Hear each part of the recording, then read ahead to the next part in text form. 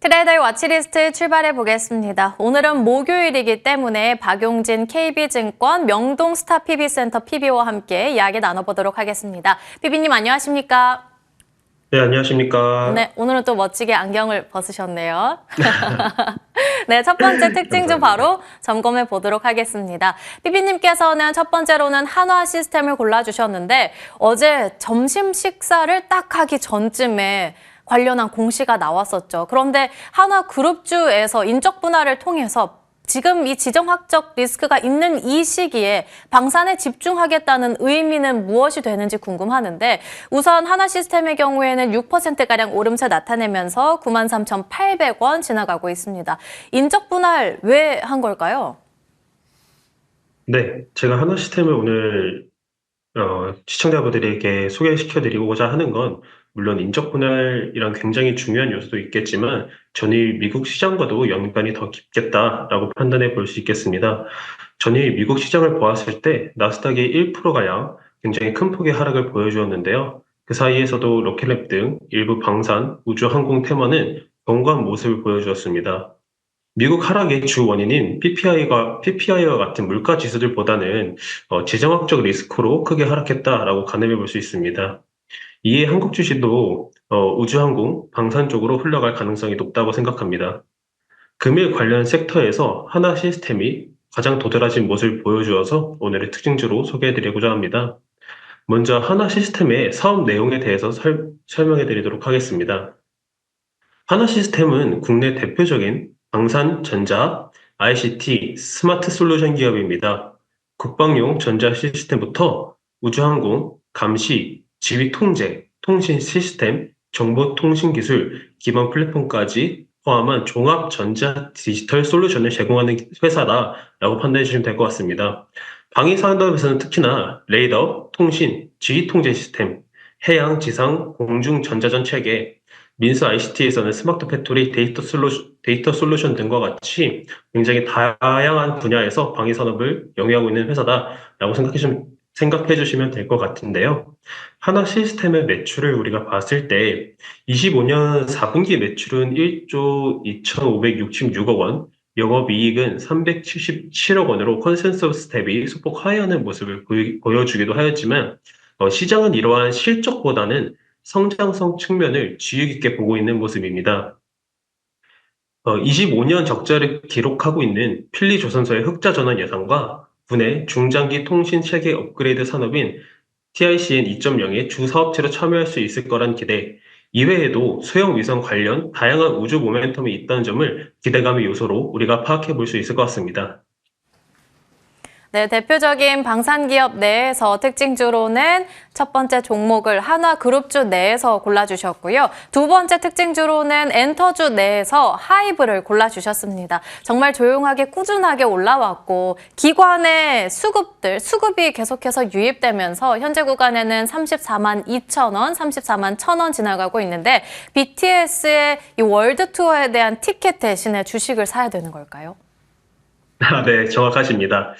사실 하이브는 국내를 대표하는 글로벌 엔터테인먼트 기업인데요. 하이브와 같은 엔터주들은 시장에 관심을 크게 받지 못하였지만 작년 하반기부터 장이 조금씩 쉬어가는 모습들을 보여줄 때 주도주들에서 수급이 빠져나올 때 꾸준히 매수세를 수급받는 모습을 보여줬습니다. 그중에서 수많은 엔터주들 중에서도 하이브를 특징적으로 가져온 이유는 첫 번째로 타 엔터주들 대비해서 매물대가 적다는 점과 차트상 지지선이 구축되어 있다는 점입니다. 두 번째로 모멘텀을 우리가 받을 수 있는 요소는 앵커님이 잘 말씀해 주셨지만 BTS 월드 투어 일정이 1월 14일에 공개되었다는 점입니다. 총 79회 월드 투어가 현재 예상되어 있으며 기존에는 최대 70회 정도로 시장이 예상을 하였는데요. 예상했던 규모보다 더욱 큰 규모라는 점이 모멘텀으로 작용할 수 있습니다. BTS, 세븐틴, 투마투, 엔하이픈, 뉴진스와 같은 글로벌 아티스트들의 IP를 보유하고 음반, 음원, 공연, MD 라이선싱, 팬 커뮤니티 플랫폼 등으로 수익을 창출하는 구조를 갖고 있는 하이브입니다. 또한 글로벌 공연, 콘서트 투어와 IP 확장 전략을 통해서 해외 시장 수익도 확대해 나가고 있습니다. 4분기의 매출액을 보았을 때 아마 마케팅 비용의 영향으로 YOY 기준으로 역성장한 1,140억 1,140억 원 정도를 저희가 매출치로 예상을 하고 있는데요. 올해 BTS와 같은 대형 스타의 복귀로 올해는 연매출이 작년보다는 더 상승할 수 있겠다라는 시장 기대감을 반영해보고 우리가 꾸준히 장이 조정이 받을 때마다 꾸준히 한 번씩 눈여겨보아야 하는 종목이다라고 생각하고 있습니다. 타 엔터 기업 대비해서 지지선이 그래도 안정적으로 구축이 되어 있고 또 모멘텀으로는 BTS의 월드 투어 일정도 남아 있는 만큼 조정 시마다 모아가는 관점에서 하이브를 언급해 주셨고요. 마지막으로 오늘 공략조 공개해 보겠습니다. 피비님께서는 HD 현대 일렉트릭을 골라주셨는데 오늘만큼은 전력기기 안에서도 각계전투하는 모습을 나타내고 있습니다. 효성중공업의 경우에는 목표가 상향 리포트가 등장하면서 급등하지만 이 종목의 경우에는 오늘 하락하고 있거든요. 지금이 기회라고 보시는 건지 그러면 또 효성중공업만큼 올라올 수 있을까요? 네, 사실 저도 전날과 오늘 많은 고민이 있었습니다. 휴성중공업이 워낙 아침부터 NXT 장에서부터 큰 폭의 오름세를 보여줬기 때문인데요. 저는 개인적으로 전력기기를 좋아하는 입장에서 휴성중공업과 현대일렉트릭의 수급을 봤을 때, 한 가지의 종목만 치고 나가는 양상은 크게 펼쳐지지 않습니다. 한 가지의 종목이 치고 나가면 그 다음 날에는 다른 종목 쪽으로 수급이 들어오고 이런 식으로 키 맞추기를 하는 그, 작업이 항상 진행되는 섹터가 전력기기이기 때문인데요. 그런 의미에서만큼 효성중공업도 굉장히 좋은 회사이지만 현대일렉트릭도 같이 눈여겨봐야 된다라고 생각합니다. 현대일렉트릭은 발전, 배저, 소비 단계까지 필요한 전력기기, 배전기기, 회전기기를 설계, 제조, 공급하는 전력 인프라 전문 기업인데요. 변압기, 차단기, 전동기 등 전동기와 같은 제품군으로 구성되면서 ESS, 전력 변환 솔루션 시장까지 사업을 현재 확장 중에 있습니다. 북미뿐만 아니라 글로벌 전력망 인프라 투자 확대와 데이터 센터, 신재생 에너지 수요 증가가 수주 매출 성장으로 이어지고 있는 산업입니다. 앞서 말씀 주신 것처럼 효성중공업은 미국 쪽 수출이 굉장히 좋은 기업이고요. 현대일렉트릭은 미국뿐만 아니라 유럽과 중동으로까지 다양한 파이프라인을 현재 확대하고 있다는 점에서 좋게 평가하고 있습니다. 초고압 변압기를 주로 생산하는 현대일렉트릭인데요. 이러한 초고압 변압기가 필요한 이유는 넓은 미국 땅에서 손실을 최소화하며 전력을 강하게 보내야 하기 때문이다라고 생각하시면 될 것 같습니다. 사실 올해 조금만 발전원에서 오류가 나와도 미국의 일부 지역은 정전도 가능한 상태라고 저는 평가하고 있습니다. 전력 관련 투자는 26년, 27년에 더욱더 피크를 찍을 가능성이 존재한다라고 판단했습니다. 현재 전력 기기에서 공급 병목 현상이 가장 심한 분야가 초고압, 고압 변압기입니다. 여전히 공급이 중장기 수요를 따라가지 못하는 산업이다라고 평가하고 있는데요. 따라서 초고압 변압기를 미리 확보하기 위한 발주가 더욱 빨라질 수도 있겠다라고 판단하였습니다. 저번 주에 발표한 메타의 전력 관련 투자를 발판으로 올해 더 많은 회사가 더 큰 규모의 전력 투자를 진행할 수 있을 것으로 예상되며 그곳엔 대다수 변압기가 꼭 필요한 경우가 많습니다.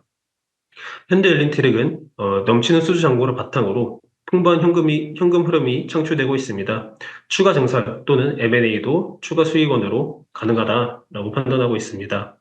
그렇다면 왜 이 타이밍에 현대일렉트릭을 사야 될지에 대해서 우리가 고민을 해봐야겠는데요. 1월 28일에 전력에서 가장 큰 플레이어죠. GEV의 실적 발표가 나올 것으로 예상하고 있습니다. 아마 이번 4분기 매출에서는 가스터빈 매출도 반영되어서 컨센 대비 상회까지 저는 가능성을 배제할 수 없겠다라고 판단하고 있는데요. 좋은 실적이 나올 경우에는 한국의 전력 섹터에도 매수세를 몰고 올 수 있겠다라고 생각하였습니다. 이에 따라서 저는 목표가는 110만 원, 매수가는 86만 원, 손절가는 80만 원을 제시하는 바입니다.